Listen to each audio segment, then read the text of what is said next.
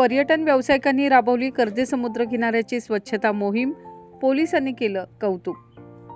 दापोली तालुक्यातील सुंदर समुद्रकिनारा लाभलेला व शांत नीरव समुद्रकिनारा म्हणून ओळख असलेला कर्जे समुद्रकिनारी कर्जेमधील पर्यटन व्यावसायिकांनी एकत्र येऊन आपलं कर्तव्य बजावत समुद्रकिनाऱ्याची स्वच्छता मोहीम राबवली।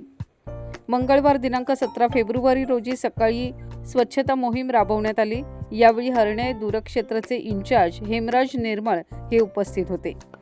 यावेळी त्यांनी हॉटेल व्यावसायिकांना मार्गदर्शन केलं। समुद्र किनाऱ्याबरोबरच पर्यटकांची काळजी घेण्याबद्दल त्यांनी सांगितलं।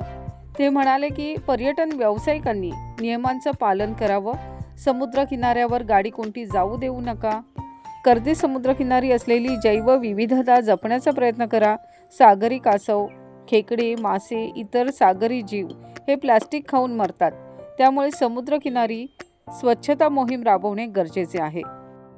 या स्वच्छता मोहिमेदरम्यान प्लास्टिक, काचेच्या बाटल्या आणि इतर कचरा काढून समुद्रकिनारा स्वच्छ करण्यात आला।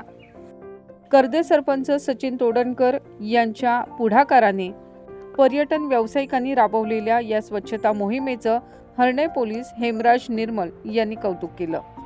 स्वच्छ समुद्रकिनारे पर्यटकांना नेहमीच आकर्षित करतात आणि रोजगाराच्या संधी निर्माण करतात।